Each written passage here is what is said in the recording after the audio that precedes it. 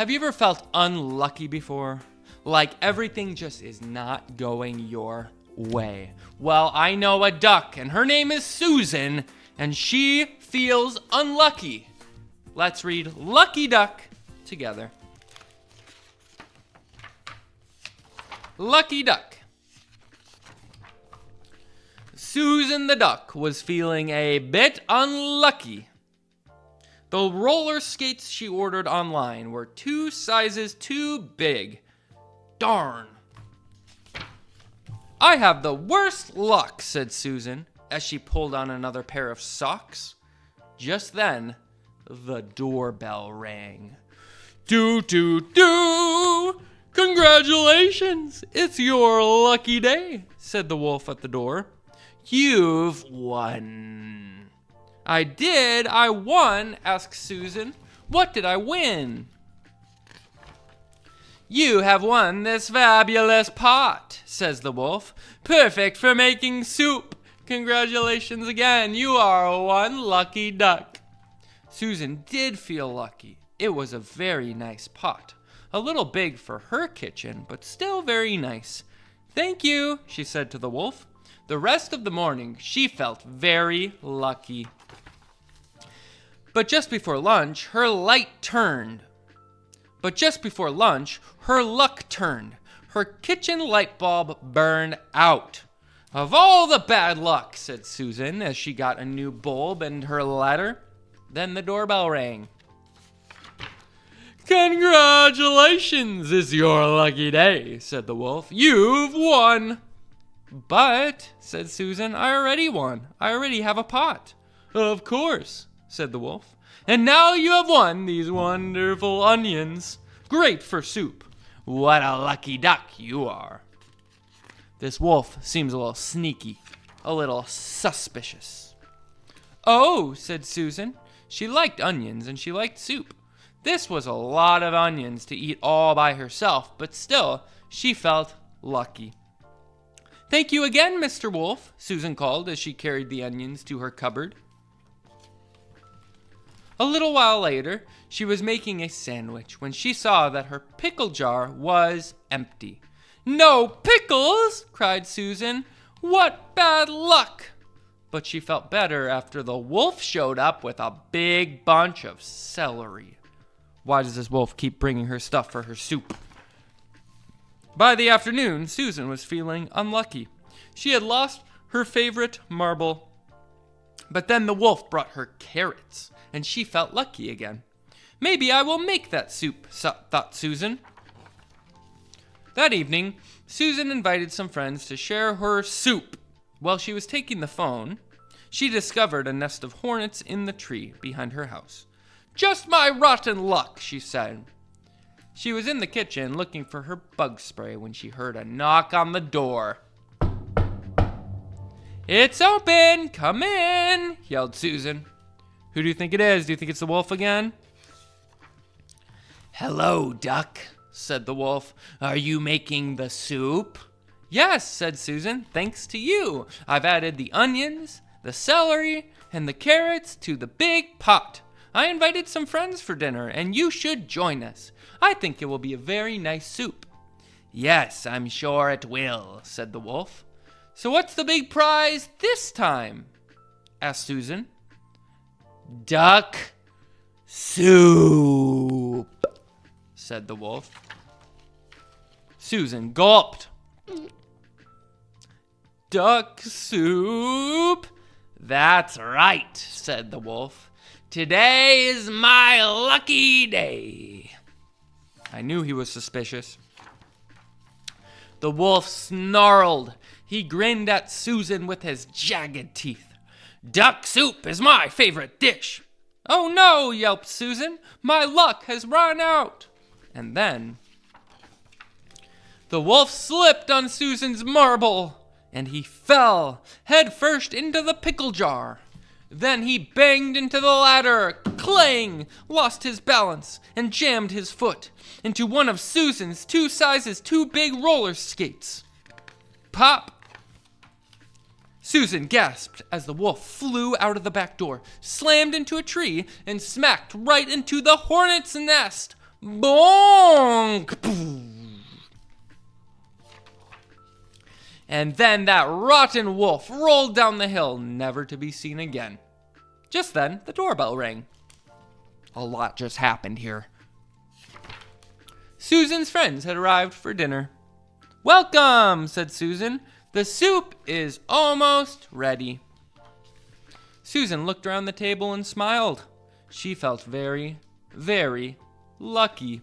The end.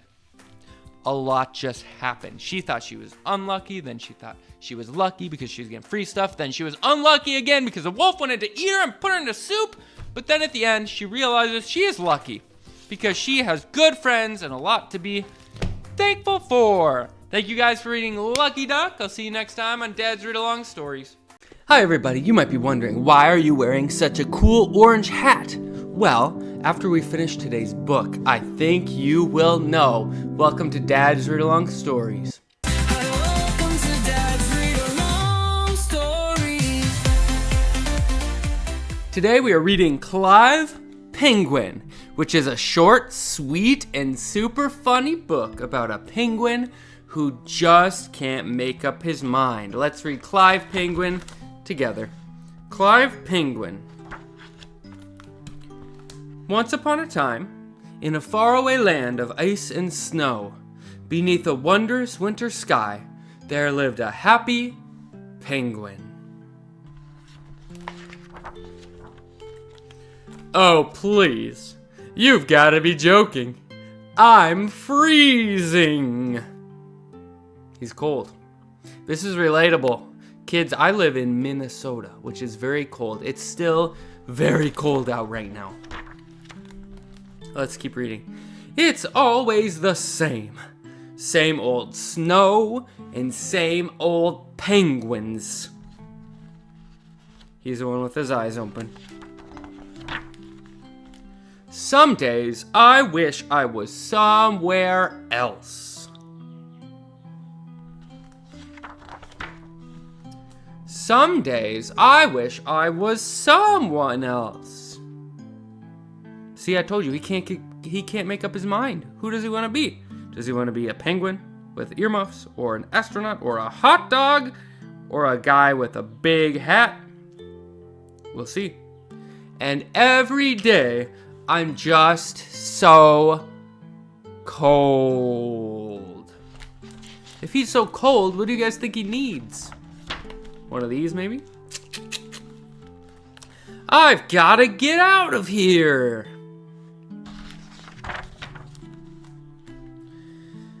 There's something incredible just around the corner.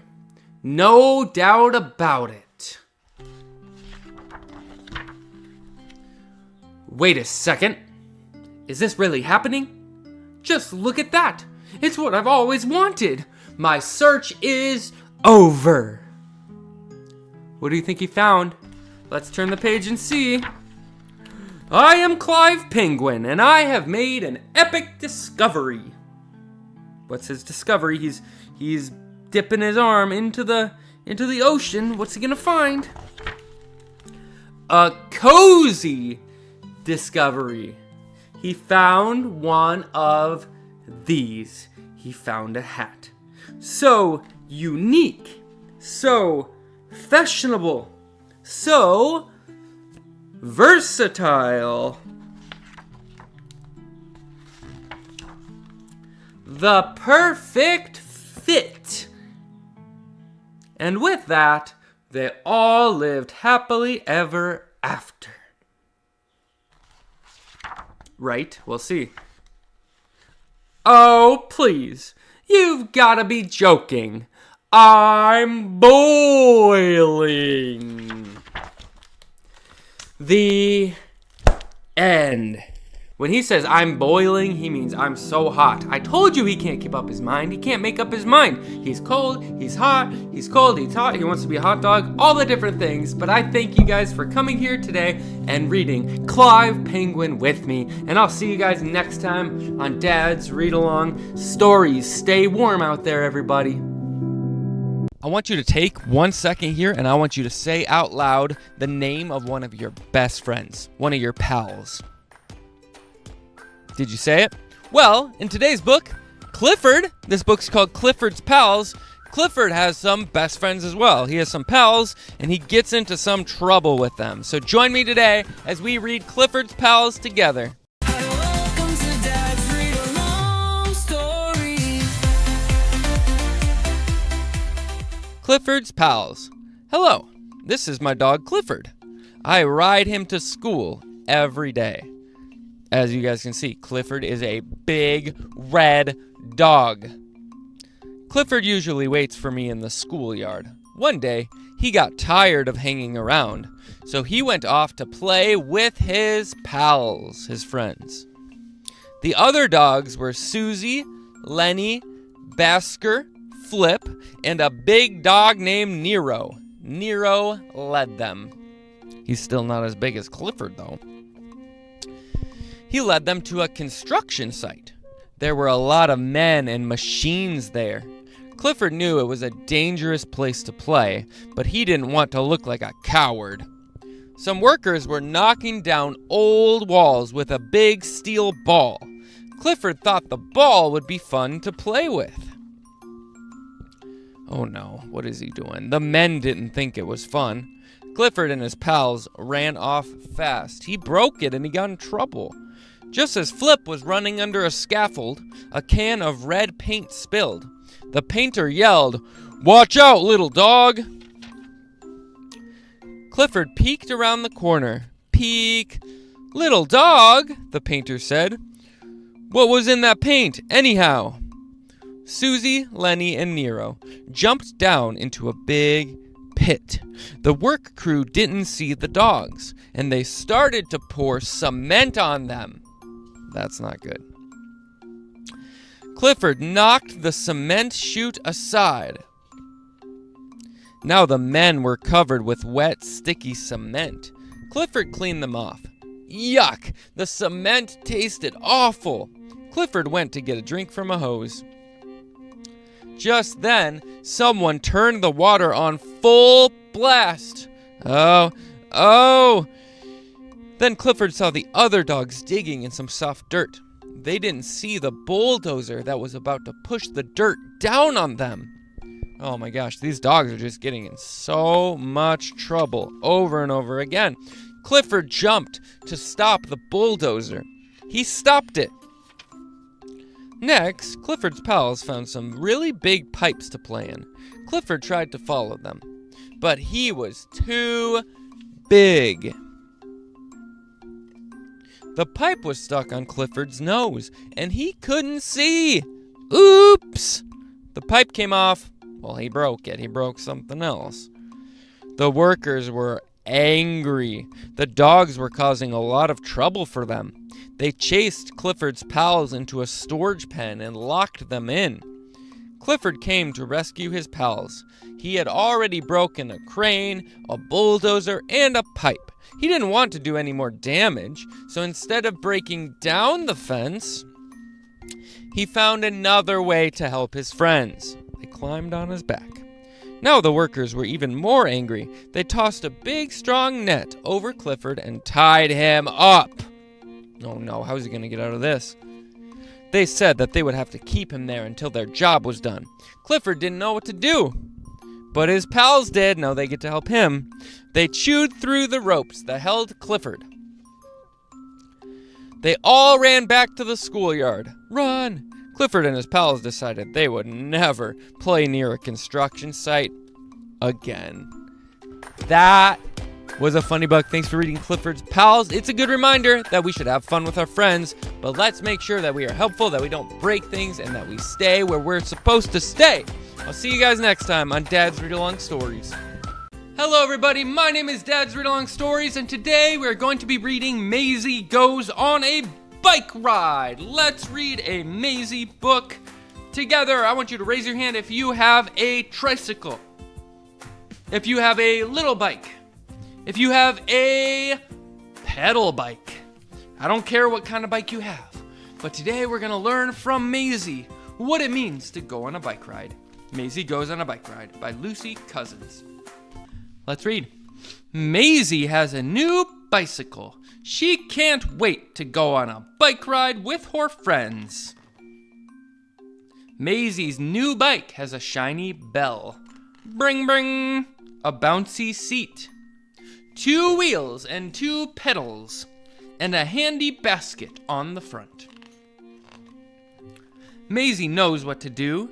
Sit on the seat, hands on the handlebars, look straight ahead, push down on the pedals.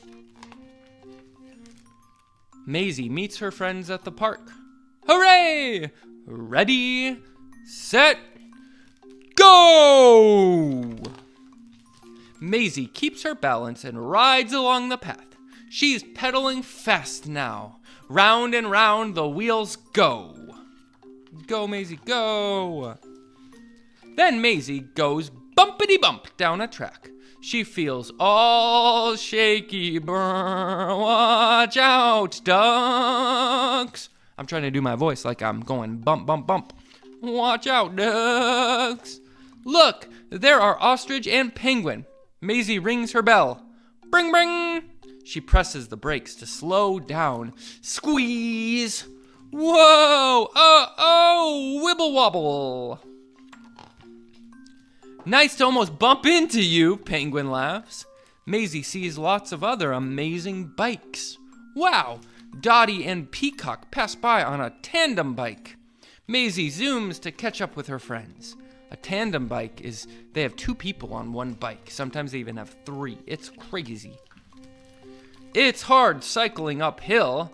Huff, puff, not far now. We can do it. Wow, we made it to the top, says Maisie. Click.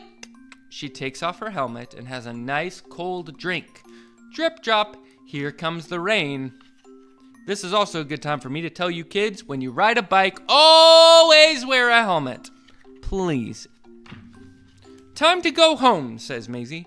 Going downhill is much easier. Maisie hardly has to pedal at all. She can feel the air whooshing by. They all go faster and faster and faster. Uh-oh, there's a big muddy puddle. It's too late to slow down. Splash! Maisie is tired but very happy by the time she gets home. What a wonderful bike ride.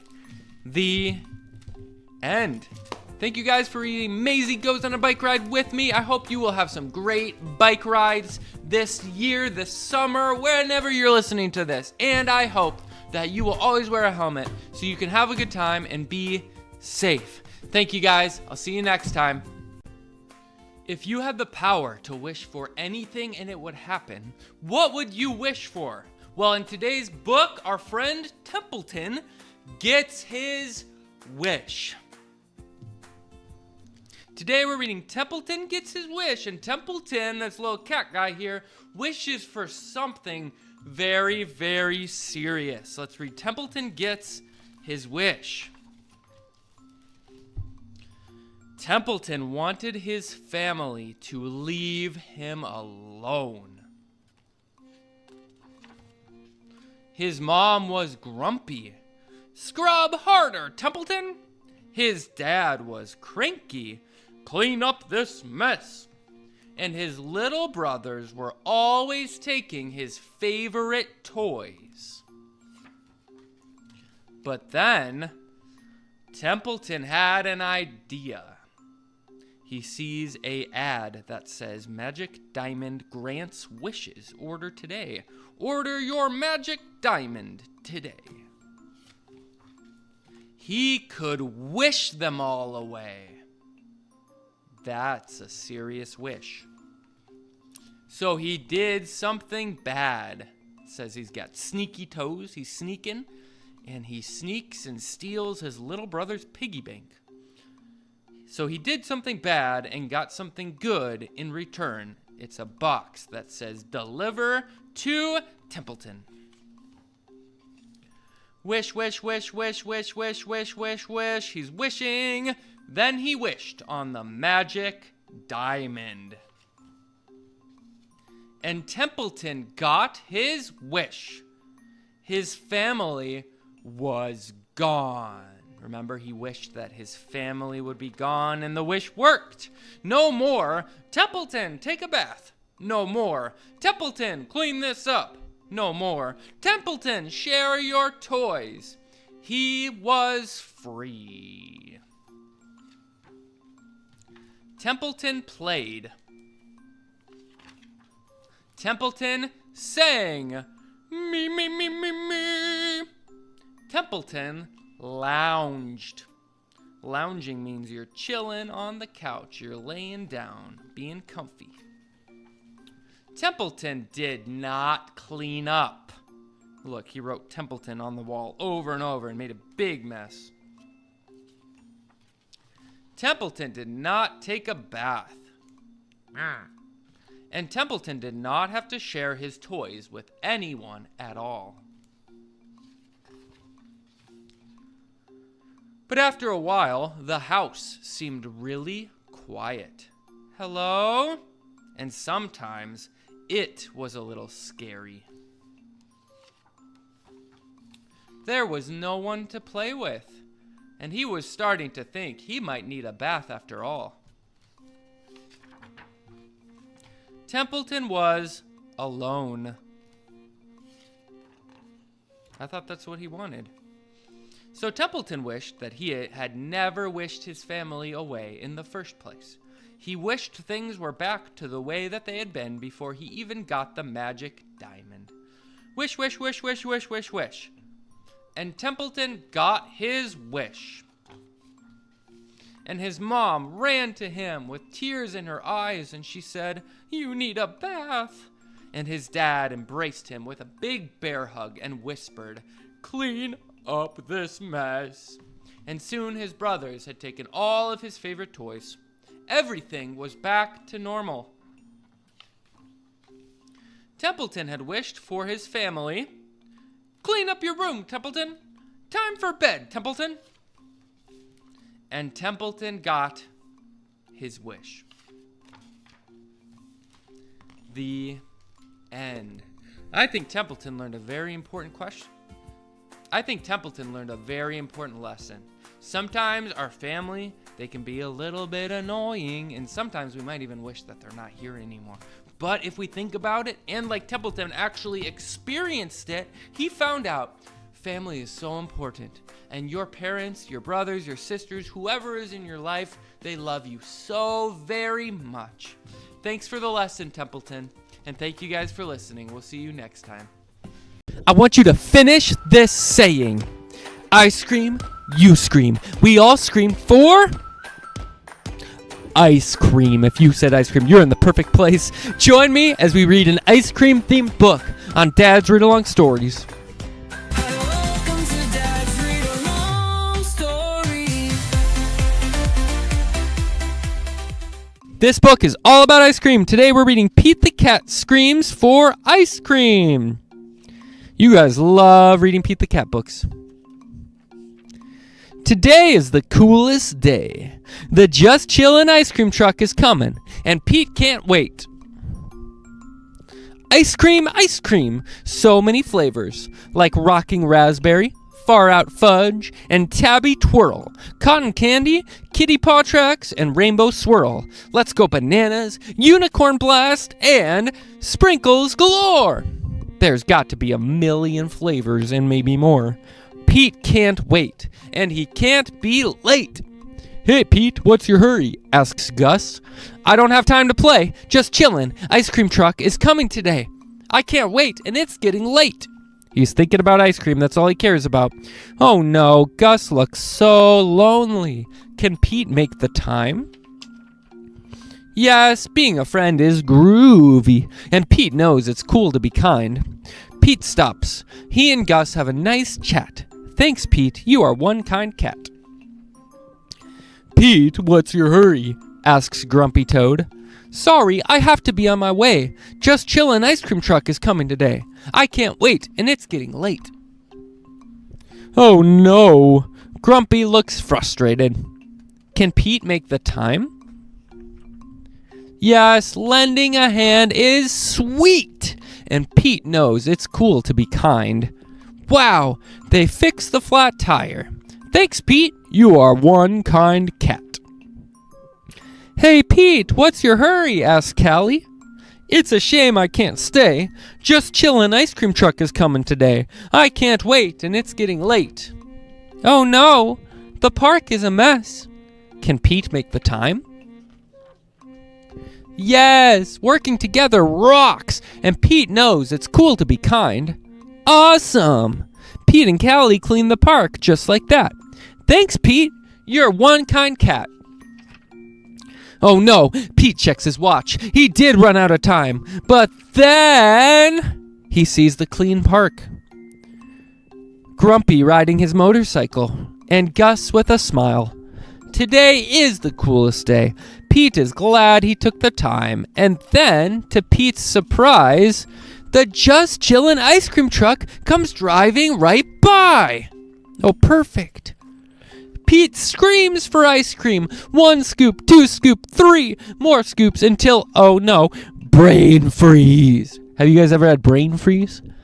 It's when you eat so much cold stuff that your brain, oh, it hurts, it freezes. Ice cream is cool, but what's cooler than that? Taking your time to be one kind cat. The end. Thank you guys for reading Pete the Cat Screams for Ice Cream. Ice cream is amazing, but being a good friend is even more amazing. And I'll see you next time on Dad's Read-Along Stories. Bye. People can be scared of many things, but one thing that a lot of people are scared of, especially kids, is the dark.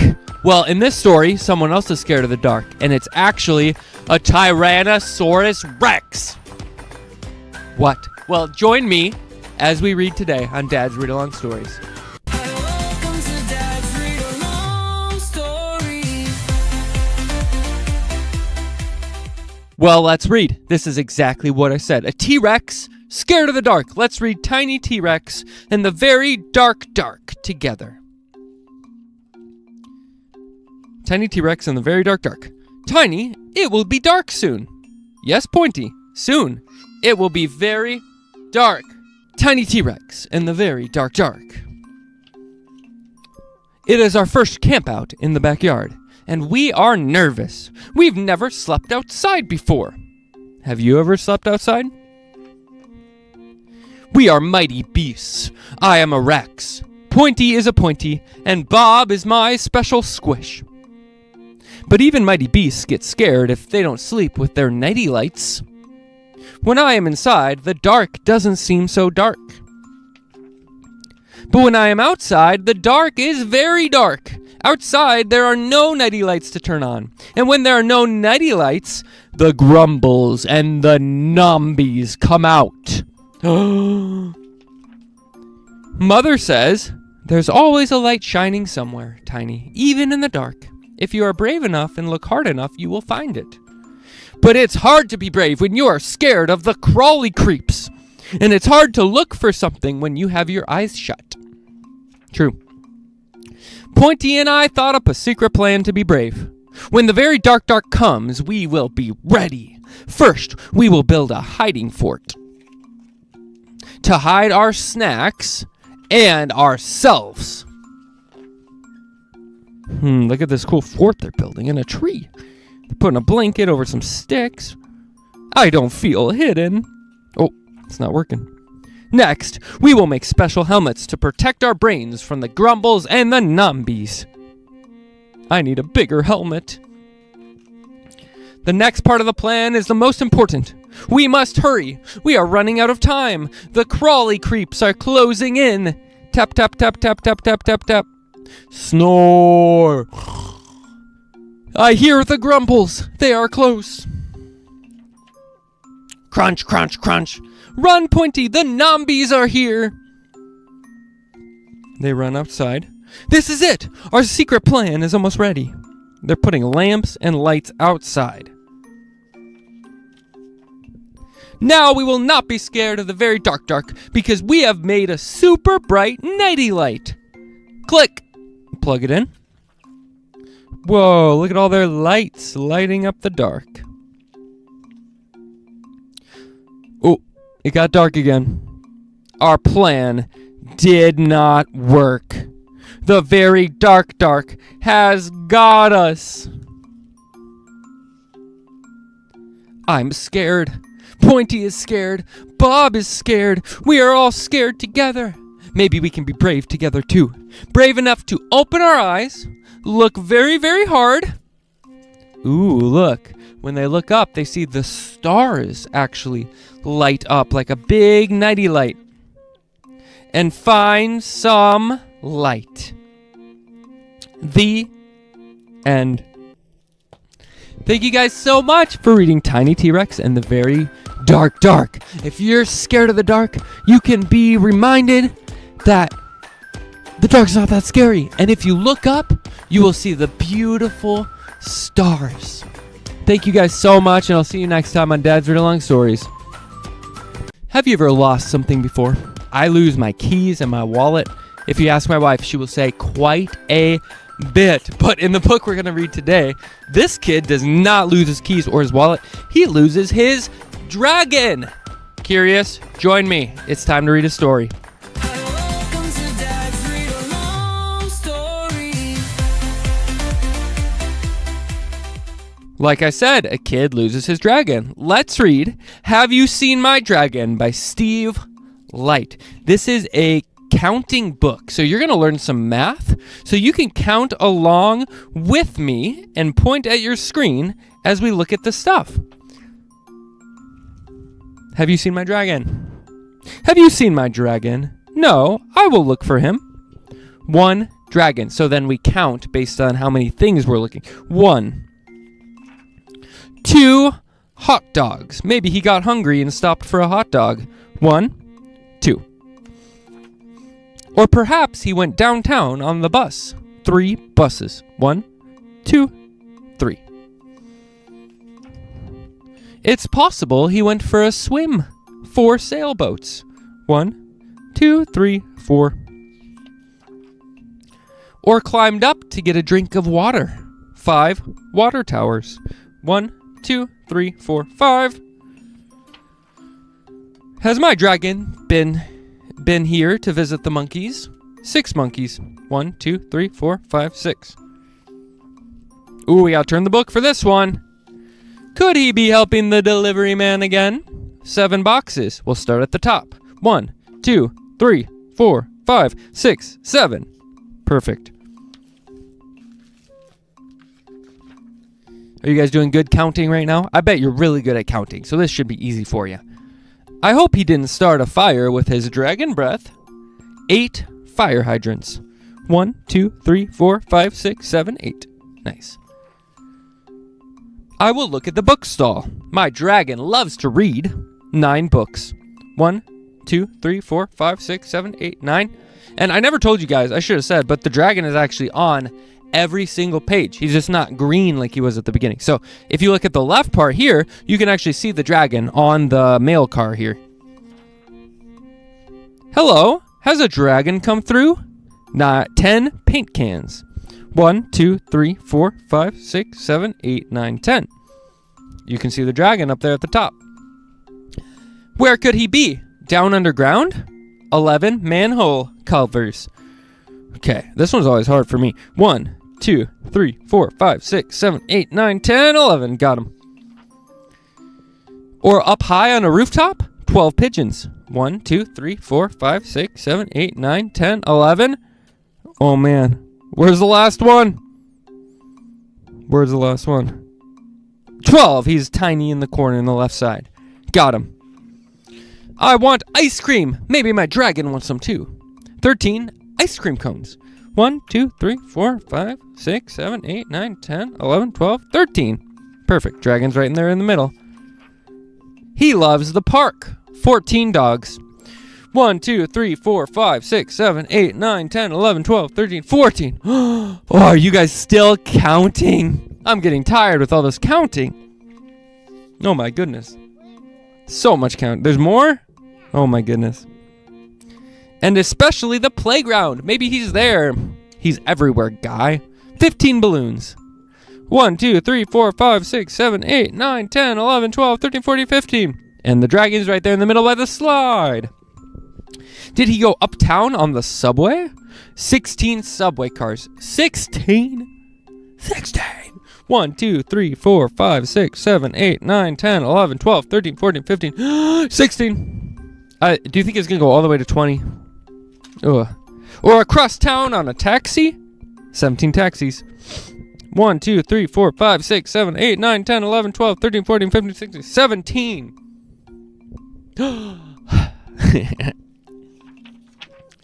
Where is my dragon? 18 bicycles. 1 bicycle, 2, 3, 4, 5, 6, 7, 8, 9, 10, 11, 12, 13, 14, 15, 16, 17, 18. And the dragon's on that one right up there. I've searched everywhere, but wait, there's one more place to look. 19 green lights. 1, 2, 3, 4, 5, 6, 7, 8, 9, 10, 11, 12, 13, 14, 15, 16, 17, 18, 19. There he is! Right where I left him! Oh my gosh. We gotta count 20 lanterns. 1, 2, 3, 4, 5, 6, 7, 8, 9, 10, 11, 12, 13, 14, 15, 16, 17, 18, 19, 20. Wow, you guys can count all the way to 20? That means you're like really smart. I think that's our book. The end. Guys, you guys learned how to count to 20. Maybe you've done it before. Maybe this was your first time. But I'm so proud of you. You're so smart. And we found this kid's dragon for him, even though it was on every page anyway. Thank you guys so much for joining me for Dad's Read-Along Stories. And I'll see you next time. Bye. Would there ever be a good reason for a bulldozer to not do his job? You might say no, of course not. But in today's book, we're going to learn about a bulldozer that didn't do his job, and we find out why. Welcome to Dad's Read-Along Stories. Welcome to Dad's Read-Along Stories. I'm serious, this bulldozer, he doesn't do his job. Let's find out why as we read Bulldozer Helps Out. Bulldozer Helps Out. This is like the cutest. I like this book, and I love the illustrations in it as well. The construction site bustled. Cement mixer was stirring, stirring, stirring. Crane truck was lifting, lifting, lifting. Digger truck was scooping, scooping, scooping. And bulldozer was watching, watching, watching, he said with a sigh. Puffing some smoke from his stack, he bumped to where the other trucks worked. I can help, he exclaimed. He raised his blade, hopefully. You're so little, rumbled Dump Truck, you'll get hurt. Building skyscrapers is a rough, tough job, clattered Cement Mixer. For rough, tough trucks, rattled Digger. Bulldozer turned away. The big trucks looked at one another. But maybe, claimed Crane. See over there, Crane pointed. That needs to be cleared and flattened. I can do it, cried Bulldozer. So what are you waiting for, kid? Grumbled Roller Truck. Hooray, squealed Bulldozer. Honking his horn, he zoomed, bump from to his work site. Once there, he revved his motor. He lowered his blade. Charge! He sat, smoke puffing from his stack for a moment. Then he gave the pile a little nudge, then a second, then a third. And when he'd gotten it just right, he hunkered down, hushed and watchful. His motor hummed, soft as a lullaby, and hours passed. Why isn't he cleaning and doing his job? At last, the other trucks bumped to where Bulldozer was working. He hadn't done a single thing that they had asked him to. I thought he was big enough, boomed Digger. I thought he was rough enough, rattled Scraper. I thought he was tough enough, clattered Grader. Move out of the way, kid, roared Roller. I'll fix that in no time flat. But Bulldozer wouldn't budge. Instead, he whispered, Shh. How rude, belched Cement Mixer. Shh. Behave yourself, rattled Scraper. Shh. You mind Roller Truck this minute, clanged Crane. Shh. Then above the banging, rattling, rumbling, floated a tiny sweet sound. The trucks quieted, and in the silence, a chorus of gentle mews rose into the air. "Is that what I think it is?" boomed Digger. Bulldozer raised his blade. He moved aside. What do you guys think it's going to be? What do you think? What's going to be there? Why didn't he do his job? There's kittens and a mama cat and baby cats. "They're pretty cute, kid," said Dump Truck. "But taking care of babies? No, that's a rough, tough job." "I can do it! I can do it!" cried Bulldozer. The big trucks looked at one another again. "We believe you can," claimed Crane. And he did. That's so cute. All those cats are on top of Bulldozer. The end. I told you there would be a reason that a bulldozer wouldn't do his job. To take care of some animals in need. Thank you guys for reading Bulldozer Helps Out, and I'll see you next time on Dad's Read-Along Stories. Bye. I have a crazy question for you. What do you think would happen if a dog raced a strawberry? A what? A strawberry? Yes. Welcome to Dad's Read-Along Stories. I'm glad you're here. Welcome to Dad's Read-Along Stories. The question I said at the beginning is literally what this book is. This book is called Dog versus Strawberry. And let's read it together. I saw this book and I was like, I have to read it. I have no idea what this is going to be like. Dog versus Strawberry. Would you like a strawberry? The dog looks at it. Welcome to the greatest race of all time. It's dog versus strawberry. No surprise to see such a big turnout today. All the stuffies. Listen to the crowd. Can I get a D, an O, a G? Give it up for our reigning champion, the one and only Dog. Now put your hands together for her ferocious opponent, the legend, joining us from the fruit bowl, it's Strawberry. Are you ready? Set, go! And they're off. A strong start for Dog, leaning left, while Strawberry, impassive, doesn't take the bait. It's just a strawberry. It can't run. Rounding the lamp, it's Dog, spinning out of the turn, spinning still, and yes, chasing her own tail. Just stunning. Who's the best girl in the world? Biting his tail, her tail. Gorgeous focus from Strawberry, as always. Coming up the backstretch, it's Dog, connecting with the plant, assuming a formation rarely seen. Incredible moves from Dog. Unbelievable.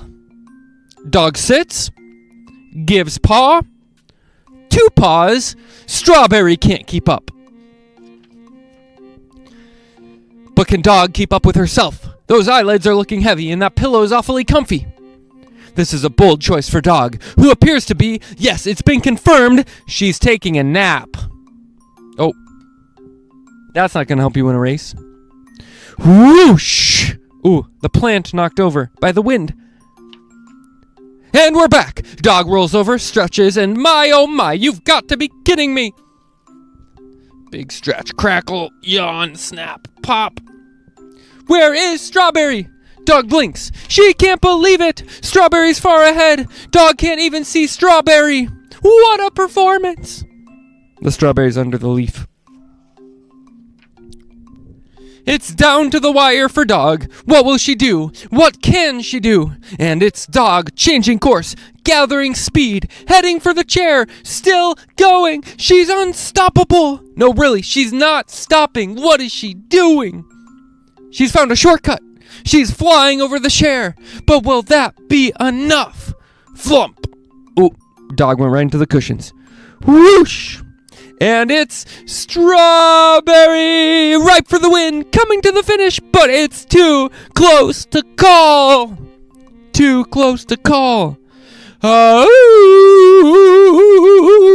That's what a dog does. Strawberry is the win! Splat! What's going on here? Oh, his owner stepped on the strawberry. Dog wins! The end. Wow, I am blown away. And I got really excited on that because that was one of the most exciting competitions ever. Dog versus strawberry. Dog wins because strawberries can't run and people step on them sometimes. So thank you guys so much for joining me for Dad's Read-Along Stories. Now you know the answer to the question. Who would win, a dog or a strawberry? Boom! See you guys later. Hello everybody. Welcome to Stormtroopers Read-Along Stories.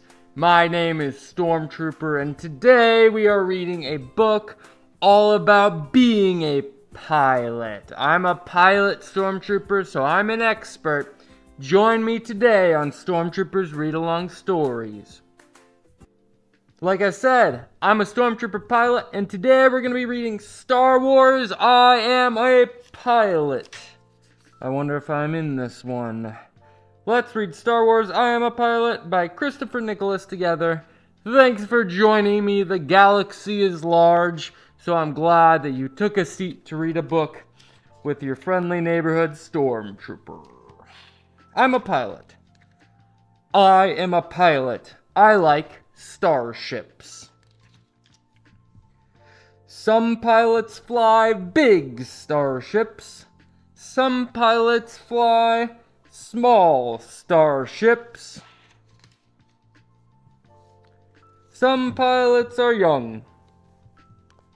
Some pilots have been flying for ages. Some pilots are clones, or stormtroopers, and some pilots are droids. Some pilots fly for money. Before becoming a hero for the Rebel Alliance, Han Solo delivered special cargo for anyone willing to pay him, even gangsters. Some pilots like to race. Young Anakin Skywalker was the fastest pod racer pilot on planet Tatooine. Some pilots fly kings and queens to exotic planets.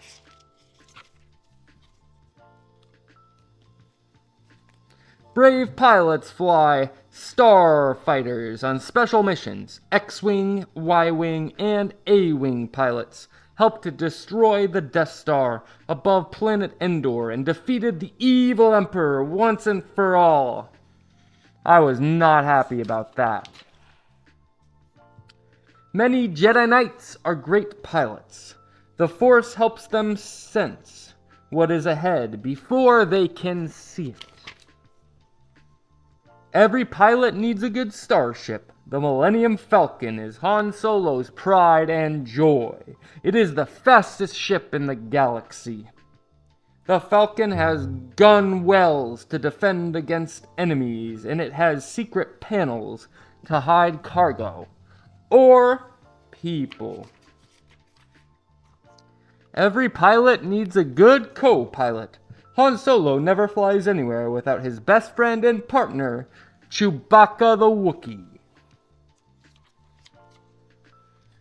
Some co-pilots are droids. Poe Dameron relies on BB-8 to help navigate and keep his X-Wing fighter flying smoothly. Nien Nunb was at Lando Calrissian's side when the Rebel fleet flew into the Death Star and blew it up. Boom! Some pilots aren't very nice. Look at here, we got a Stormtrooper pilot. That's my cousin, Gary. Hi, Gary. Darth Vader and the Imperial TIE Fighter Squadron destroyed many Rebel starships. There are many different kinds of pilots, but they all love to fly. The end. Thank you so much for joining me on Stormtroopers Read-Along Stories. I hope that you have a great day, and maybe I'll see you next time I fly my starship around your planet. See you next time. Bye. Have you ever been called a chicken? Not like a bird, but like a chicken. Chicken is sometimes referred to somebody who is a little scared to do something. Me personally, I don't think we should ever call people names, but it helps us understand today's book called Chicken Chickens. I know, it's a funny name. Welcome back, guys. Let's read Chicken Chickens. When I read this name, I was like, what? Chicken Chickens? What could this be about? Now I understand, and I think when you're done reading it, you'll understand as well. Let's read Chicken Chickens together. One fine day, Mother Hen took her 2 little chickens to the playground for the very first time. There are so many animals here. I see frogs, turtles, other birds, dogs, cats, frogs, pigs. Wow. The little chickens were a little scared. There was so much going on all around them. Sometimes I feel scared when there's a lot going around me as well. They watched 2 dogs going up and down on the seesaw. "Hey, chickens," called the dogs. "Do you want to play with us?" "No, thank you," they replied. "We're just little chickens." Remember, chicken can mean you're scared to do something new, right? So they're being a little chicken, but they're also literally chickens, which makes this book so funny. They watched some pigs spinning around on the merry-go-round. "Hey, chickens," called the pigs. "Do you want to get on with us?" "Oh, no," they replied. "We might get dizzy. We're just little chickens." "Hey, chickens," called some big cats. "Do you want to try the swings?" "Thanks, but we might fall off," they replied. "We're just little chickens." Then the little chickens saw some frogs and mice playing on the slide. Up, up, up they climbed. Then whee! Down they slid. "Hey, chickens," said one of the mice. "Climb on up. You're next." "Oh, no. It's much too scary," they replied. "We're just little chickens." "We're little too," said the frogs and mice, "but we're not afraid. Come on, give it a try." "Well," said the little chickens, "maybe." And slowly, step by step, they climbed up the ladder. Oh, they're gonna do it. When they reached the top and looked down, the little chickens were frozen with fear. "Slide down," shouted one of the frogs. "Don't be such chickens." Chicken Chickens, that's the name of the book. "We can't," cried the little chickens. "We're afraid." "Don't worry," said Beaver. "Everybody is afraid the first time they slide. But I have an idea." "Let's slide together," said Beaver. "Just climb on my tail and hold on tight." The little chickens held on tight and closed their eyes. "Whee!" cried Beaver, and down they slid. Down the slide they went. "Wee! Wee!" cried the little chickens as they slid off the beaver's tail. "We did it!" Mother Hen came rushing by. "What's wrong, little chickens?" she asked. "Are you all right?" "We're fine," said the little chickens. "We went down the slide and we weren't scared at all." "I let them ride on my tail," Beaver said proudly. "Well, thank you for being so nice," said Mother Hen. Just then, she heard her little chickens calling. "Look," they cried. "We're going to slide down all by ourselves." And wee! That's just what they did. "Hurrah! Hurrah!" cried all the animals. "Hurrah for the chickens!" Wee! Wee! The end. I told you, it's a silly name, Chicken Chickens, but they learned to try something new, to not be a chicken, and to go down the slide. Maybe there's something new that you really want to do, that you don't feel brave enough to try. I think you can do it. I think you're going to do a great job. And I'll see you next time on Dad's Read-Along Stories. Did you know that making friends can actually be kind of hard sometimes? I know for some of you it's probably really easy, but for some of us it can be hard to make a friend, especially a new friend or a new person that you don't know very well right away. In this book we see this exact situation, and I'm excited to read with you today. Welcome to Dad's Read-Along Stories. Like I said, this book's all about friendship, so join me as we read Cranky Makes a friend. You guys love some construction site books. And this is another good one. Cranky makes a friend. I'm having a pretty uncranky morning. My mom made my favorite breakfast, cheese toast, and my brother didn't drink all my orange juice. My gears are running great. Then I remember that we have a new kid at the construction site today. Zippy told me all about him yesterday. What's his name? Shifty? What kind of vehicle is he? Another truck? I'm trying to remember when. Oh, clang it! Hi, I'm Lefty. You must be Cranky. Holy chisels, I'm so excited to meet you. You're pretty famous for a crane. Can I sign your bumper later? I'm so geared up to meet you. Lefty grinds my gears right away. So he met a new person and he doesn't really like him right away. Let's see if they become friends. We're both cranes, but I'm a righty and he's a lefty. We're totally different, and on such a busy day, I don't want him tripping up my treads. Come on, Lefty, we got a lot of work to do. He's a pretty grumpy guy. We help Zippy and Wheezy with a building foundation, and Lefty yammers the whole time. Hi, I'm Lefty. I'm so gassed up to be here. I heard that you guys are the best crew in Sandbox Hills. I'm following Cranky today so I can learn how to be the best crane I can be. Lefty won't stop talking, and I want to stick bricks in my ears. Grumpy guy. At morning break, I head over to the sandbar. Zippy and Wheezy and Lefty are laughing and sharing snacks. There's no space for me. I have to park in the oily spot. Oh, clang it. Guys, want to hear a joke? What do trucks put on their salads?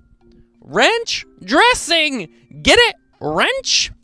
That's pretty funny. I let out a grimy cloud of exhaust. Come on, Lefty, enough with the jokes. We have to help Dump Chuck. At lunchtime, everyone is gathered around Lefty. I find him annoying, but the whole crew is listening to his jokes. Lefty makes Dump Chuck laugh so hard that he drops his load. They like him a lot. I don't know why this guy doesn't like him.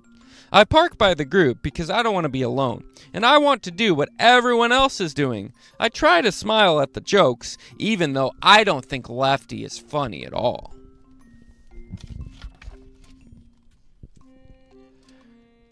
Jocka's hammer wobbles by. What's wrong with your mouth, Cranky? What do you mean? Wheezy and Zippy zip over too. Cranky, your teeth. Well, we can see your teeth. Is everything okay? Should we call Mechanic Nick? I feel embarrassed and my oil is boiling. No, I'm fine. It's just a smile. Can't a guy smile? No need to get grease in your crease. I'm just smiling because I'm fun too. I can be fun. Sorry if that was loud for you. He's not happy. I blow a gasket, and everyone is staring at me. Even Lefty stops talking. Anyone want to hear my joke? What do you call a... Whee! The lunch bell whistles, and we all have to get back to work. I keep smiling even though I don't feel like smiling, and I can feel my pistons pinging.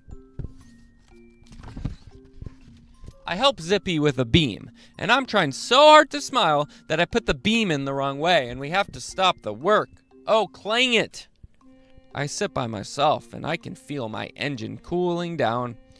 I let myself frown. I feel a little better, because at least now my face matches my feelings. He's not happy. Wheezy and Zippy join me. Cranky, can you tell us why you were doing that thing? That smiling. What's going on? I'm feeling very cranky, and it's hard for me to speak, but I do. I saw how you liked Lefty so much. He's happy and handy and tells jokes, and he's a crane, and I'm a crane too. I was afraid that you liked him more than me, so I wanted to be more like Lefty. I began to feel wiper fluid leaking out of my eyes. He's starting to cry. Wheezy and Zippy give me a nudge.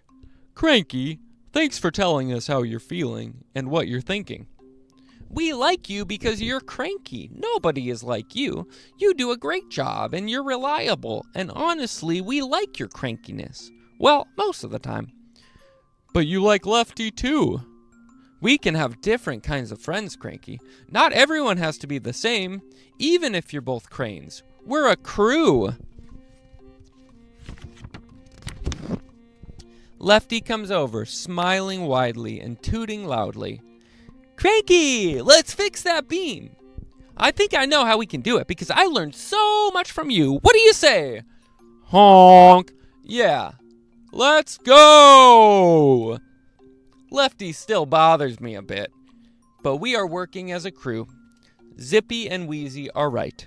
Lefty and I fix the beam. It takes a while, but the foundation looks great. Cranky, thanks so much for letting me follow you today. You guys are the greatest. I hope I was able to help. Absolutely. Hey, Lefty, want to hear my joke? What do you call the whistle blows and the working day is over. Oh, clang it. The end. Thank you guys for reading Cranky Makes a Friend, and I hope that you will make a new friend very soon, and maybe it will be someone you don't even expect. But cool people can be brought together even if they're a little different. And I will see you guys next time on Dad's Read-Along Stories. Bye. Have you ever been happy before? Have you ever been sad before? Have you ever even been angry before? Probably, because those are all feelings that people have, that adults have, and that kids have. And today, we're going to be reading a book called God Made All Your Feelings, because God made your feelings. Let's learn about it right now on Dad's Read-Along Stories. Welcome to Dad's Read-Along Stories. Thank you guys so much for being here. I love reading books about God with you. I believe in God. I love God. I have a relationship with God. And I like to share that with you guys on Dad's Read-Along Stories. So let's read God Made All of Your Feelings. Inside out and outside in, God made our bodies, gave us skin. God made our minds, our feelings too. God made me, and God made you. We are all so different and unique. The way we dress and how we speak. We all have feelings, big and small. God cares for them, and He named them all. When we are happy, shining bright, eyes are twinkling, filled with light. Spreading joy, we're free to shine. God says, "Child, you are mine." And then we have Bible verses in here that we get to read. So this is about being happy. And then Psalm 68:3 says, "Be glad and rejoice before God. Be happy and joyful." When we are sad and feeling down, smile turns to a frown. Sniffling through every tear, God says, "Child, I am here." Psalm 145:18. The Lord is near to all who call on Him. When we are scared, knees are knocking, breath is shallow, heart tick-tocking. Shadows creeping from a tree, God says, "Child, trust in me." Psalm 56:3. When I am afraid, I put my trust in you.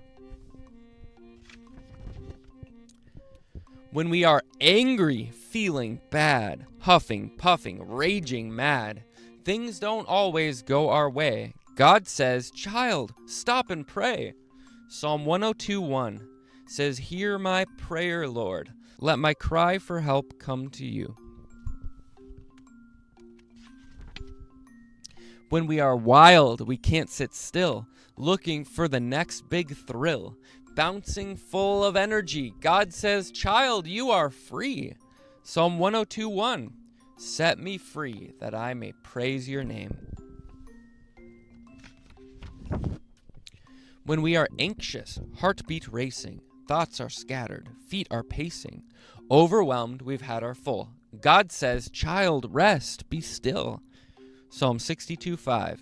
Yes, my soul, find rest in God. My hope comes from him.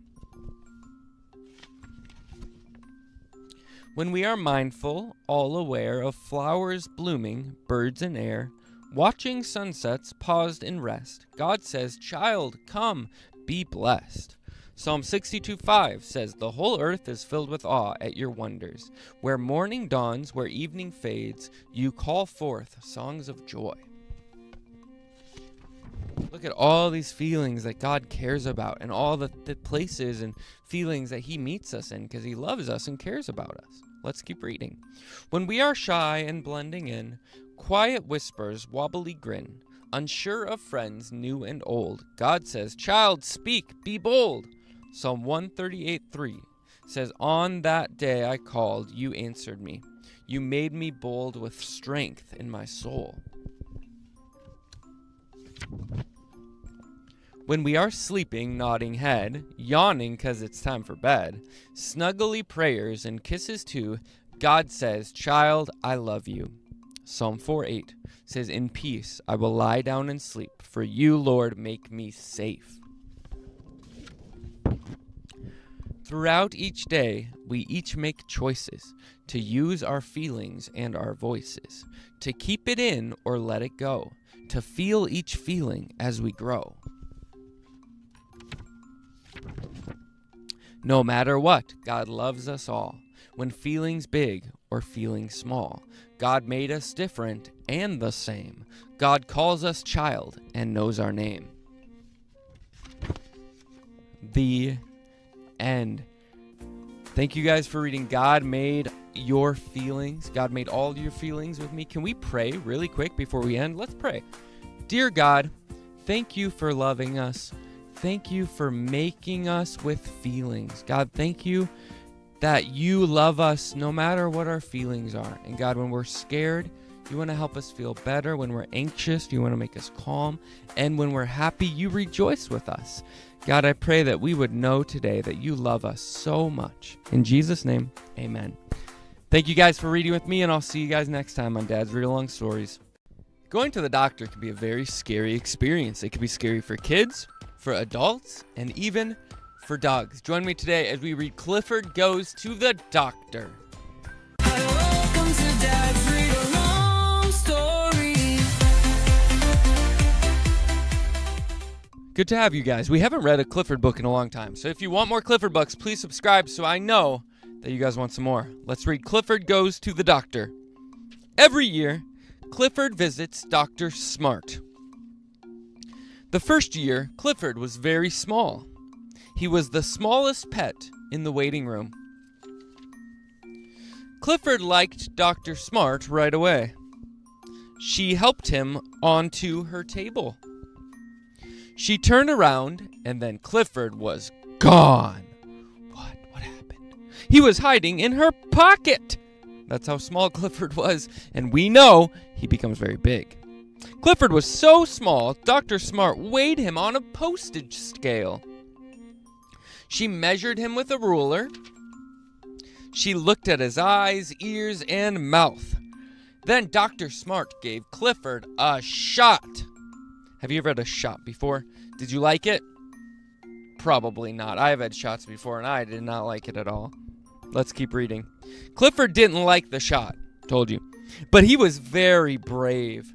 Clifford is healthy, Dr. Smart said, but he is very small. 1 year later, Clifford went back. Dr. Smart was surprised to see him. Clifford couldn't fit in the doorway. He is so big now. I will give Clifford his checkup outside, Dr. Smart said. The nurses got a scale to weigh Clifford, but he was too big. Dr. Smart had a smart idea. Her friend had a truck. They drove on the highway. They stopped at a weigh station. That's how you weigh trucks. Clifford got on the scale. "He is a good weight," said Dr. Smart. Dr. Smart checked Clifford's heartbeat. "Thump, thump, thump. Sounds good," she said. She looked at Clifford's eyes and ears, and she looked in Clifford's mouth. "Everything is good," said Dr. Smart. It was time for Clifford's shot. Not again. Clifford still didn't like shots. "You are very brave," Dr. Smart said. Then she gave him a treat. Clifford's checkup was done. "Clifford, you are healthy," Dr. Smart said. "You can stop growing now." And he did. Thank you guys for reading Clifford Goes to the Doctor. The doctor can be a scary place, but I promise you, doctors want you to be healthy, and they want to help you grow. So even if it's scary, it's good for you, and you should go. Thank you guys so much. I'll catch you guys next time on Dad's Read-Along Stories. Hello, everybody, and I want to welcome you to Lego City. We're not really going to Lego City, but we kind of are because we're going to be reading a Lego City book today. Let's read Lego City. All hands on deck. Welcome to Dad's Read-Along Stories. Like I said, welcome to Lego City. Glad to have you guys. Let's read All Hands on Deck, a Lego City book, together right now. The harbor is filled with ships. This ship is busy. The sailors have to unload the ship before it departs. A sailor is mopping the deck. "Watch out! The deck is wet!" Oh, he slipped. His hat popped off. No, his hat! The captain steers the ship. He will make sure that it goes where it needs to go. A sailor looks out at the water and he sees a scuba diver. That's kind of cool. He also sees a windsurfer. The windsurfer does a cool trick. Oh no, the windsurfer is heading towards some rocks. What are we gonna do? Sorry guys, I'm very excited. He runs to tell the captain, "A windsurfer is in danger. We need to save him," he says. Look at him. He's like, "Oh my gosh." "All hands on deck," the captain yells. That's the name of the book. The windsurfer is getting closer to the rocks. Oh no. The captain gives the sailors their orders. They will go help the windsurfer. How many Lego guys are going? We got 1, 2, 3, 4 Lego guys on this little boat. Little boat. The sailors find the windsurfer and they throw him a lifesaver. "Dude, that was close," says the windsurfer. Yeah, you think? "Next time I'll be sure to stay clear of those rocks," says the windsurfer. Thanks for the hand. The end. That was a short little book, but I hope you had a fun time with me in Lego City, reading All Hands on Deck. The windsurfer, he is safe. And I hope that you stay safe, and I'll see you next time on Dad's Read-Along Stories. Hello, everybody. Did you know that God loves you? Hopefully you did. But did you also know that God loves you even when you mess up, even when you do the wrong thing, because His grace is enough? Join me as we read a really cool book about God's love and God's grace today on Dad's Read-Along Stories. Welcome to Dad's Read-Along Stories. Like I said, God loves you and His grace is enough. Let's read God's grace is enough. How God makes it right when we've got it wrong. His grace is enough. By Melissa Kruger. Let's read. I love this book. Thank you, Melissa, for making this book. It's very good. You're hiding from me and look so upset. Did you do something wrong that now you regret? It's a mom talking to her daughter. Did you do something wrong?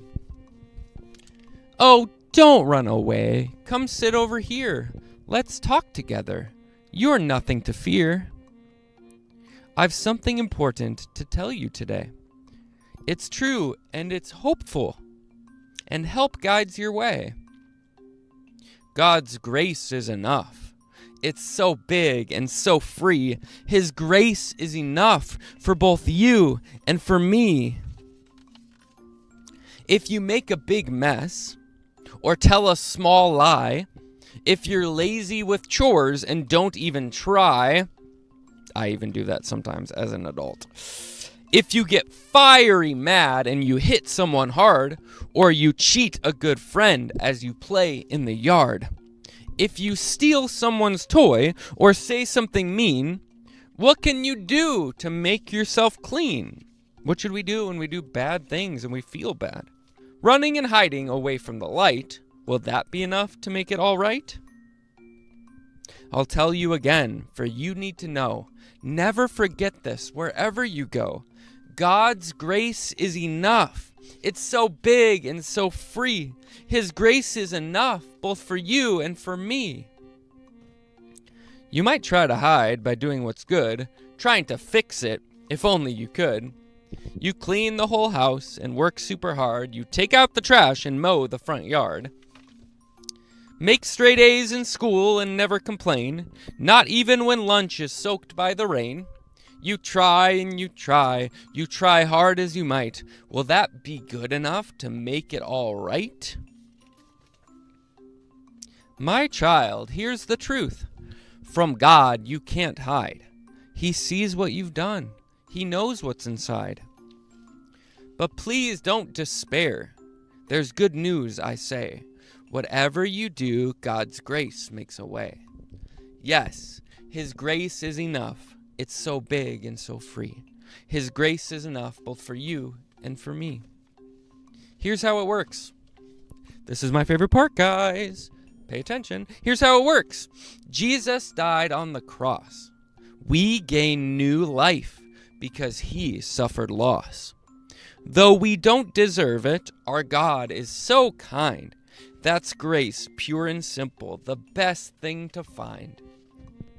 So just say you're sorry. It's amazing, you see. He paid the full price. Now we can be free. Not free to sin more. He doesn't want that. Free to live free. And that's a great fact. Believing in Jesus, He gives a new heart and forgives all our sin so new life can start. So there's no need to hide and no need to run. Now you can serve with Him Now you can serve Him with gladness and fun. I love you so much. I want you to know. Cling to this truth wherever you go. His grace is enough. It's big and so free. His grace is enough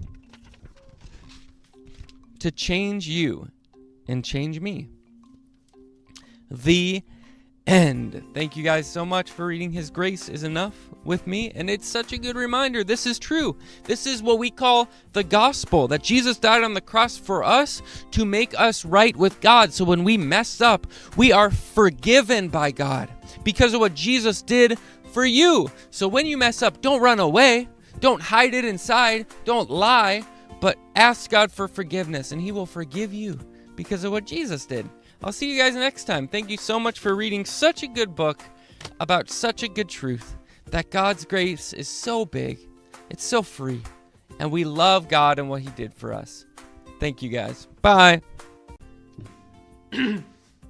Sometimes in life, one of the most important and helpful things that you can do is to take a deep breath. It can help you calm down, reset, and be in a much better mood. And today we're going to be reading I Am a Peaceful Goldfish as we all take some deep breaths together. I Am a Peaceful Goldfish by Shoshana Claim, by Shoshana Shame, and Lori Joy Smith. And as always, go buy this book if you like it. Support the authors. They did a great job. I am a peaceful goldfish. Sometimes things go wrong. I can't calm down. Me neither. They are worked up. It looks like some toys broke. It's a mess. I have an idea. I imagine I'm a peaceful goldfish. I take a slow, big breath in. And kids watching, let's do what they do. So let's take a deep breath in, big breath in. It'll be hard for me because I'm reading. But for you, take a big breath in. Then I let out all my air to make bubbles in my bowl.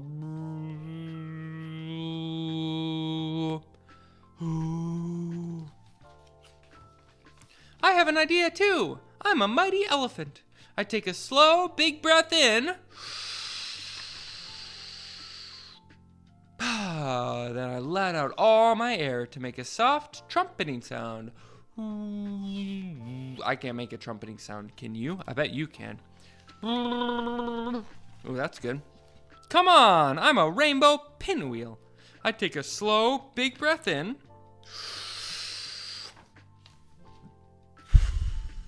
Then I let out all my air to spin round and round. Are you guys feeling calmer already, taking these deep breaths? I am. Oh, I'm a fluffy dandelion. I take a slow, big breath in.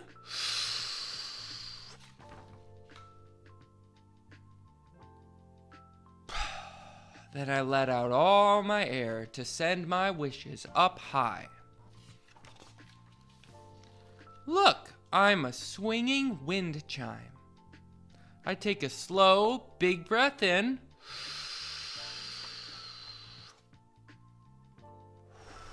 Then I let out all my air to make beautiful music.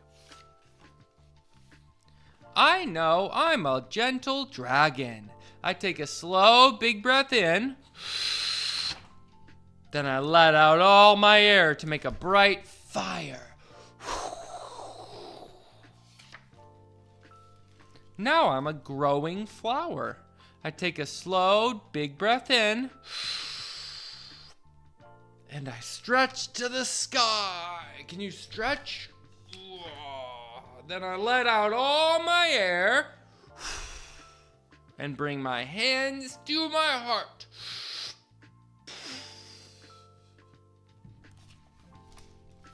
I am calm.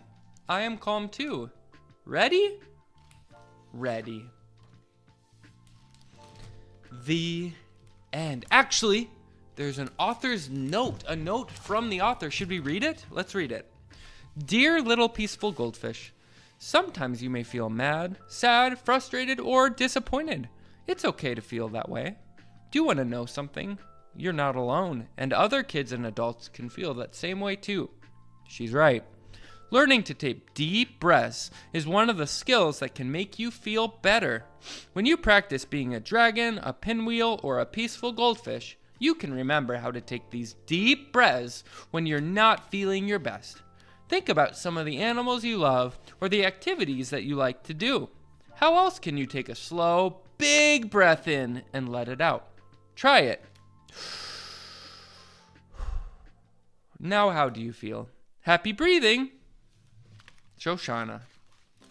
Thank you guys so much for reading I Am a Peaceful Goldfish. When you feel anxious, scared, worried, take a deep breath, let it out, and see how that can calm you down. I'll see you guys next time on Dad's Read-Along Stories. What happens when friends come together to accomplish a task? Well, according to this book and according to life, they become unstoppable. Let's read Unstoppable by Adam Rex and illustrated by Laura Park together. As always, guys, subscribe if you want more videos and buy this book. Support the authors if you like it. I bet you'll like it, so that means you should probably buy this book and support Adam Rex and Laura Park. Unstoppable. Let's read. This book, first time I read this book, I had no idea what to expect, and it blew me away. And it's going to blow you away as well. Okay, let's look. There's a cat. This cat is moving over to a crab. Oh, the crab goes click, click, click, click. The cat hides, and the cat looks at a bird. The cat jumps at a bird. Ah! Goes the bird. The bird flies over the crab, and the crab looks up at the bird. Oh, the crab is about to give a speech. Oh, if only I might escape this life of muddy scuttling and fly to soar, happy and carefree. Now the bird responds, oh man, are you joking? Do I look carefree? I almost got eaten by a cat. I just wish I could fly, that's all. And I wish I could pinch that cat on the nose with big snapping claws. They look at each other. I can fly. I have claws. Crab bird. Bird rab. Bah, they got the cat. Unstoppable. They combined into a new animal, a bird crab. Crab bird, bird rab, whatever. Unstoppable. Whoa, boy, life is perfect now. Yeah, perfect, except what? It's nothing. No, man, tell me. Well, I've always been a little envious of ducks. Who hasn't? They can swim and fly. Hey, they find a turtle. Hey, can we talk to you about something? Unstoppable. Wow, now they're a duck, or not a duck, they're a bird, a crab, and a turtle. They are crab-birtle bird, or bird-rabbertle, or crab turd. We've done it, my friends. Now nothing can stand in our... Whoa! There's a bear on the loose. What the? What's that guy's problems? Should we go back and pinch him? I think perhaps we ought not to. Hey! It's coming back at him. A cat is one thing, but a bear?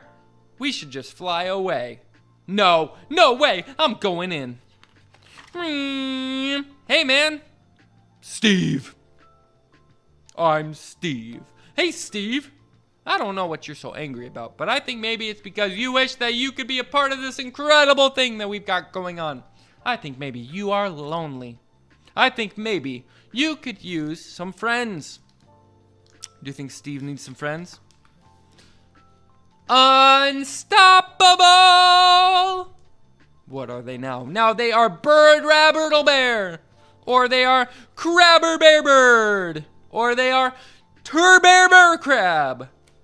Steve. Steve. What are those yellow things? You haven't heard? They're digging up the lakefront and building a shopping mall. But it's our home!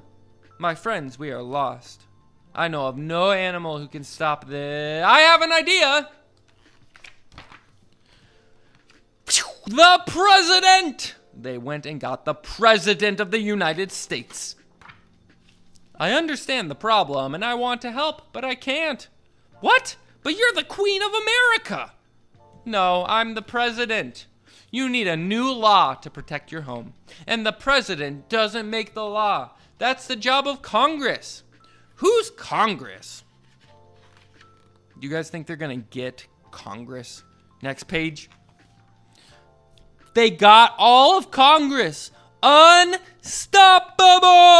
I told you, I read this book and I saw the Congress part and I was like, these are some creative people making this book.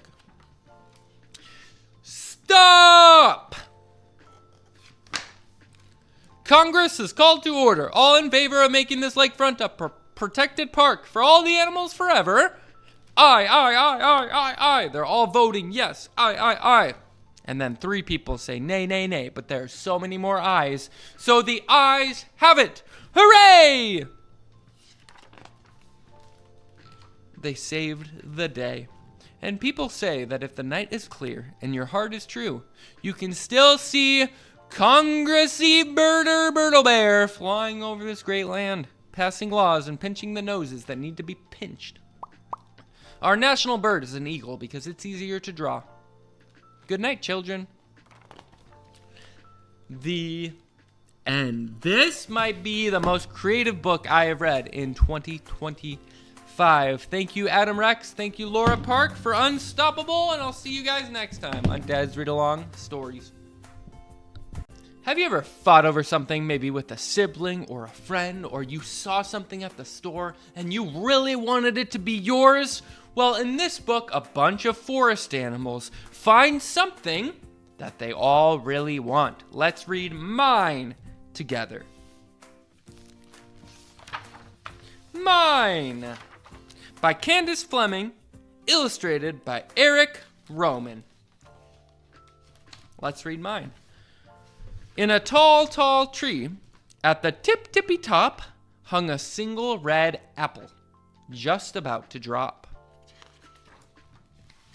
A long skittered mouse. An apple, squeaked she.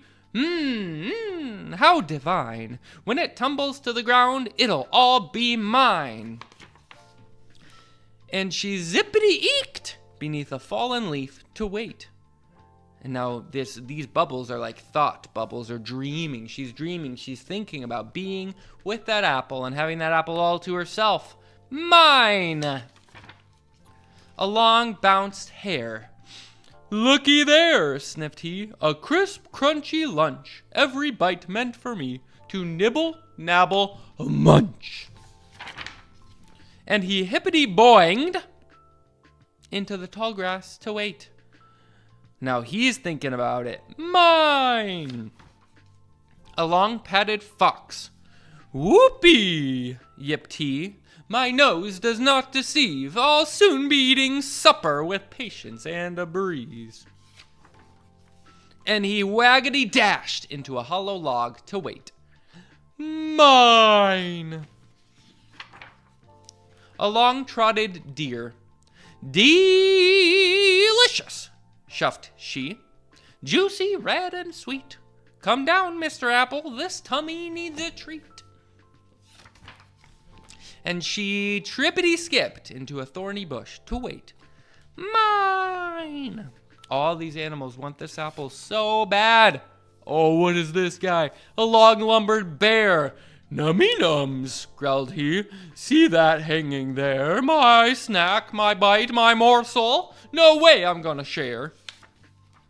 And he stompity-flopped beneath a pile of rocks to wait. Mine! He wants that apple so bad. Who's gonna get it? Along whooshed the wind. Whoosh. Whoo, huffed the wind. The tree began to sway. Whoa, puffed the wind. Snap! The apple broke away. Who's gonna get it? Down, down, down, down. It plopped to the ground. Out darted mouse, out darted hare, out darted fox, then deer, then bear. Mine, mine, mine, mine, mine! They all want this apple. Oh, they're fighting. Should we do fighting music? I'm not very good at this. But whoa, whoa, boing, boing, boing, the apple, it's rolling away. Oh, and it comes upon. What kind of animal is this? A possum, I think. A possum. Mine? Said the possum. You ready for a funny part? I like this part. Watch this. Ours! A worm who was already living in the apple and eating the apple from the inside popped out. And him and the possum say ours. They are going to share this apple. None of the animals in the whole book got the apple until the end when the possum and the worm get it. And this is the end of Mine. Thank you guys so much for reading Mine with me. It's a good reminder at the end that sometimes the best way to enjoy something is to share it with a good friend. I'll see you guys next time on Dad's Read-Along Stories. Hello everybody, and I want to welcome you to Lego City! We're not really going to Lego City, but we kind of are because we're going to be reading a Lego City book today. Let's read Lego City, all hands on deck.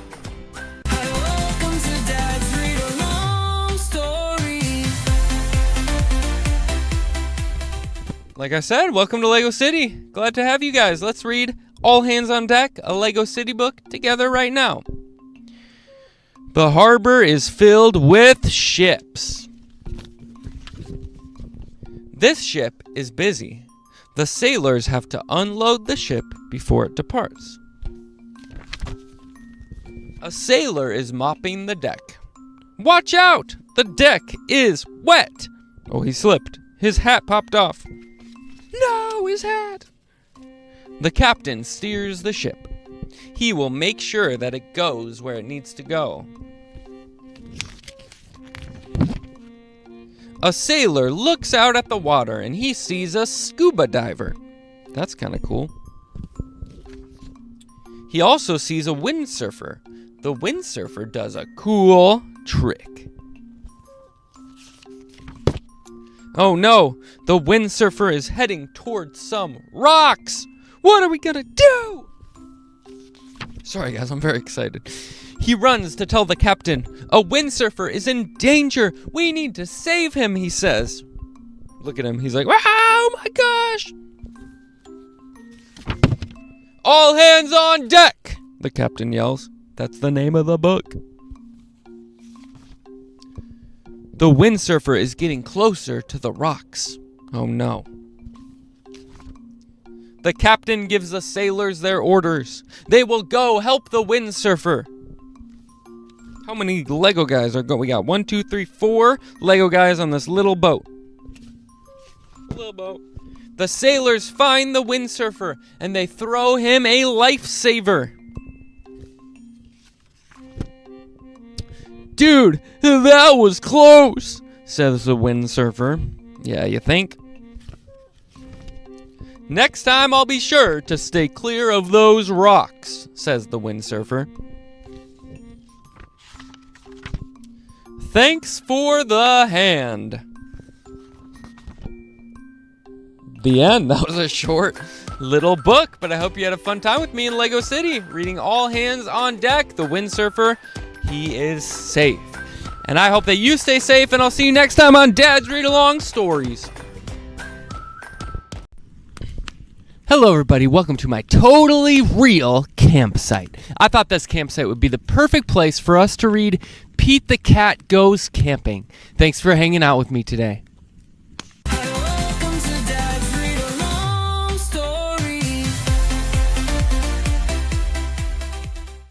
Thanks again for being here, and let's read Pete the Cat Goes Camping.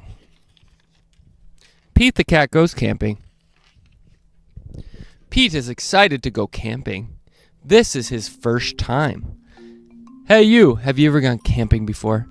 Maybe if you go camping, it might be your first time, just like Pete. Don't forget your sleeping bag, said Dad. Or your hiking boots, Mom says. The campsite is deep in the woods. Mom and Dad set up a tent. Pete and Bob help collect sticks so they can make a fire later. Pete and Bob go for a hike. Bob shows Pete the footprints of different animals. Do you think we'll see anything cool? Says Pete. Maybe, says Bob. Pete and his dad go fishing. They must be very quiet and very still to catch a fish. Have you ever gone fishing before? Fishing is one of my favorite things to do. Fishing takes a long time, and they finally catch some fish. Yeah. Mom builds a fire. She cooks the fish for dinner. It tastes yummy. Next, Pete roasts marshmallows. Pete makes s'mores with chocolate and graham crackers. S'mores are a staple of a good camping trip. It starts to get dark out. Bob tells Pete a story about a scary, hairy giant. The giant lives in the woods. His name is Bigfoot. Bigfoot. Ooh. Do you think Bigfoot lives here? Says Pete. No one has ever seen Bigfoot, says Bob. Don't let Bob scare you, says Dad. Bigfoot is not real, Mom says. Pete sighs with relief.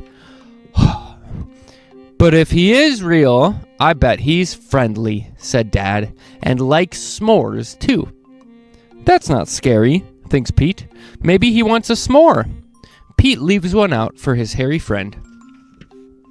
Soon it's time for bed. Lights out, boys, Dad says. He's pouring water on the fire. Safety first. Bob and Pete share a tent. Pete goes into his sleeping bag. It is cozy, but he can't sleep. The woods seem extra dark, and all the sounds seem extra loud at night. Pete hears a weird swooshing sound. What is that? He asks Bob. That's just the wind, says Bob. Pete hears an odd chirping sound. What is that? He asks out loud. Those are just the crickets. Pete hears a strange hooting sound. What is that? He wonders. That's just an owl. Pete thinks of his friend Owl. Pete hears a loud snapping sound. Crack! What is that? He wonders. But Bob is already fast asleep. Pete listens carefully. Crack! Is it Bigfoot? Pete peeks outside. It is too dark to see anything. When Pete wakes up, he checks the spot where he left the s'mores for Bigfoot. The s'mores are gone. There is a note. The note says, "Thanks for the treat. XOXO." Pete shows his family. Wow, I knew Bigfoot was real, says Bob. Pete knows Bigfoot is not scary. Just because he looks different doesn't mean he's scary. He even likes s'mores, too. The end. Thank you guys so much for reading Pete the Cat Goes Camping with me today. Maybe you like camping. Maybe you've never gone camping. Maybe this summer would be the best first time for you to go camping. But wherever you're at in your camping journey, I'm glad you read with me today, and I'll see you next time on Dad's Read-Along Stories. Have your parents ever said that you were a little silly? Maybe they even called you a silly goose. Well, today we're reading a book with the opposite name. Today we are reading The Serious Goose. Welcome to Dad's Read-Along Stories. Welcome to Dad's Read-Along Stories. Like I said, today we're reading The Serious Goose by Jimmy Kimmel. Your parents probably know who Jimmy Kimmel is. He's on TV. The Serious Goose. This one is so funny. Let's read. This is a serious goose. There is nothing silly about this goose. Do not even try to be silly around this goose. This goose will not smile at all. Not even if you put a chicken on her head. Nothing. Even if you were to dress this goose as a moose, zilch. Even if you order a pizza topped with delicious snails, no smile. This goose means business. Serious business. No one can make this goose smile. What's that you say? You think you can do it? Ha! You think you can make this goose smile? There's no way. There's no way you can make this goose smile. No one can. This is a no smiling goose. But go right ahead. Look in the mirror and give it a shot. Make funny faces. Let's see what you got. Stick out your tongue and let your ears wiggle. Act like a monkey. This goose shall not giggle. Cluck like a chicken. Moo like a cow. Be goofy. Be doofy. Any way you know how. However you do it, it won't be enough. This goose isn't silly. This goose is too tough. So when you read this book, if you guys get this book, and you should buy it if you like it, but there's a mirror, and you look in the mirror, and you make the goofiest, silliest face for everybody to see, and you try to make this goose smile, and do all the crazy things. Let's keep reading. See, I hate to say that I told you so, but this is exactly what I knew would happen. Good try, though. You were very funny. Most geese would have laughed so hard eggs would be coming out. What? But not this goose. This goose will never. Uh-oh. What is this? Something is happening to this goose. No, this can't be. Stop being so silly. This is a serious goose. Do not make the goose smile. Oh no, this is terrible. By the power vested in me, by the order of serious geese and gooses, I hereby command you to stop amusing this goose. Stop being so silly. Wow, this goose is really giggling. This is not such a serious goose after all. In fact, this seems to be a silly goose. Thanks to you. You're such a silly kid.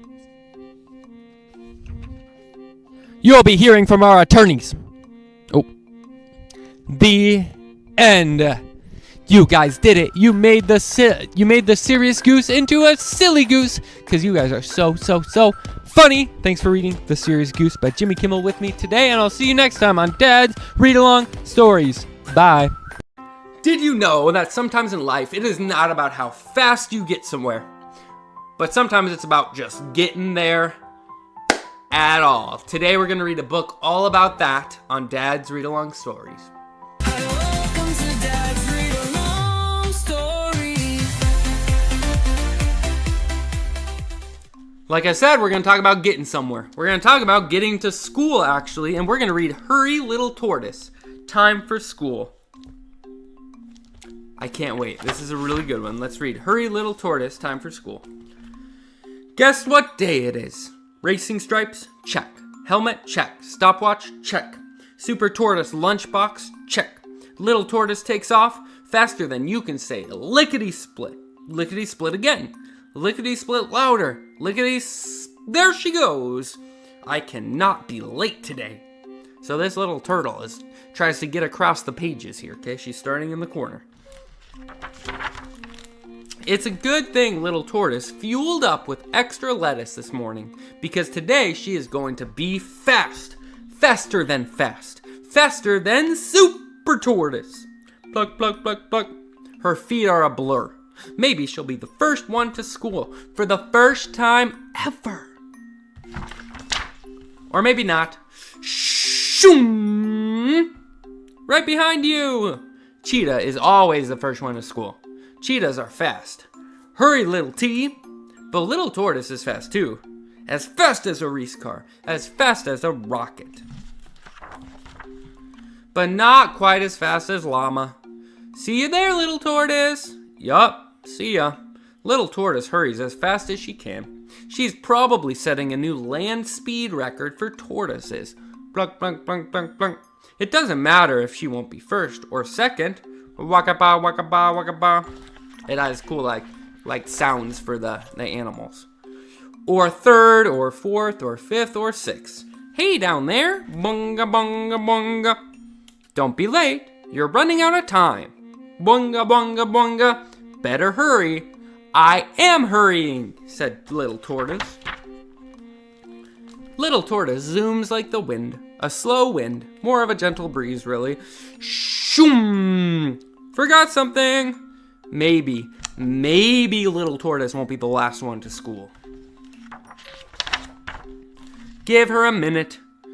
She's in the middle of the page. This is kind of funny. She's in the middle. I'm still hurrying. This happens all the time. Bumba, bumba, bumba, bumba. Gotta roll, gotta get there on time. Oh dear. Is the whole world faster than Little Tortoise? Oh, there she is. Yes, they are. Want a ride? Said Snail. Thanks, but I don't think that would work, replies Little Tortoise. Okay, see you at school. Better hurry. Little Tortoise is left in the dust. Ka-squeak, squeak, squeak. I don't know how a snail rides a scooter. That doesn't make sense, but whatever. Hurry up, little T. Shoom! The gust tumbles Little Tortoise around and over and shell side down. That is what I'm doing! She's getting frustrated. Help! Someone! No one hears. Everybody is already inside having fun. Without her, Plip, plip, plop. Her tears drop. Little Tortoise sinks her head deep into her shell. But then, Little Tortoise feels herself turning around and over, and shell side up. Mr. Sloth! I'm running late today. It happens a lot to me. Me too. But I'm trying to be better this year. The important thing is we're here now. Little Tortoise smiles. She can tell that she and her teacher have a lot in common. They're slow animals. Little Tortoise checks her stopwatch. They're not officially late. Yet. Hurry, Mr. Sloth. Let's do it. As fast as she can, which is not very fast, Little Tortoise rushes up the stairs. As fast as she can, which is not very fast, Mr. Sloth pushes open the door. Against all the rules, they race down the hall inch by inch, by inch, by inch, by inch, for 347 inches. We are fast. Yes, we are. I got here fastest. Did not. We got here third and fourth and fifth and sixth. Let's rock and roll. Where's my desk? Good morning, class. Sometimes we're fast and sometimes we're last. The important thing is that we are all here. It's the very first day and everyone in Mr. Sloth's class was on time. Almost everyone. I overslept. Wait for me. Hurry, little hare. Thumpity thump, thumpity thump. Oh, the hare is last, which is funny because hares are fast. The end. Thank you guys for reading. Hurry, Little Tortoise, time for school. And I'll see you guys next time on Dad's Read-Along Stories. I was thinking about two crazy things in the world. One crazy thing is unicorns. Are they real? Are they not real? Can horses really have horns? The second thing I thought of was unicycles. A unicycle is a bike with one wheel. That sounds crazy, doesn't it? Well, our book today combines both of these things, and I'm excited to read it with you today on Dad's Read-Along Stories. Welcome to Dad's Read-Along Stories. Welcome back. Good to have you guys. Today, we're reading A Unicorn on a Unicycle. I told you, putting these crazy things together. A unicorn on a unicycle. A counting book of wheels. So this book will give us a lot of wheels, and we have to use our brains, and we got to count up all of these wheels. Sound good? Let's do it. A Unicorn on a Unicycle. A counting book of wheels. By Linda Graham Barber. Let's read. A unicorn on a unicycle. Count one wheel on the unicycle. Zoom, zoom, wee. One. There's the one. One wheel. Two wheels on the scooter. 1, 2. And the tricycle has 3. 1, 2, 3. 4 on the skateboard, steered by a skunk. 1, 2, 3, 4. 5 on the Jeep with a spare on the trunk. 1, 2, 3, 4, 5. It's a lot of counting. 6 on the fire engine. 1, 2, 3, 4, 5, 6. 7 on the truck hauling a load. 1, 2, 3, 4, 5, 6, 7. It's missing 1. And 8 wheels on the train driven by a toad. There's a toad driving a train. 1, 2, 3, 4, 5, 6, 7, 8. 9 wheels when you add the sidecar stacked with pie. 1, 2, 3, 4, 5, 6, 7, 8, 9. And 10 wheels on 5 hang gliders floating by. Hang gliders. 1, 2, 3, 4, 5, 6. Oh, wait. 1, 2, 3, 4, 5, 6, 7, 8, 9, 10. Got them. Hurry! Follow me! Don't be late! Come on, everybody. There's ice cream, rides, and games to play. Come have fun. Let's celebrate. Ooh, there's a party, a carnival. Now let's go counting. 1, 2, 3. How many wheels can you see? Okay, so we gotta count all of these wheels. Are you guys ready to count really, really, really high? I'm not. Bye. Just kidding. Let's count them. Okay, we're gonna start on the left page. I'll try to touch each wheel, okay? 1, 2, 3, 4, 5, 6, 7, 8, 9, 10, 11, 12, 13, 14. Now let's go up to these pigs. 15, 16, 17, 18, 19, 20, 21, 22. Let's go down to the orangutan. 23, 24, 25, 26, 27, 28, 29, 30, 31, 32, 33. The Ferris wheel, that's a wheel. 34. Okay. We got these motorcycles on this fox. 35, 36, 37, 38, 39, 40, 41, 42, 43, 44, 45, 46, 47, 48, 49, 50. 51. 52, 53. We're at the donut place. 54, 55. 56, 57, 58, 59. 60, 61, 62, 63, 64, 65, 66. Oh, and then we can do the Wheel of Fortune. 67. At the Zoom Zoom Wee Jamboree. That was a lot of counting. I need a brain break. But thank you guys for reading A Unicorn on a Unicycle. And I'll see you guys next time on Dad's Read-Along Story.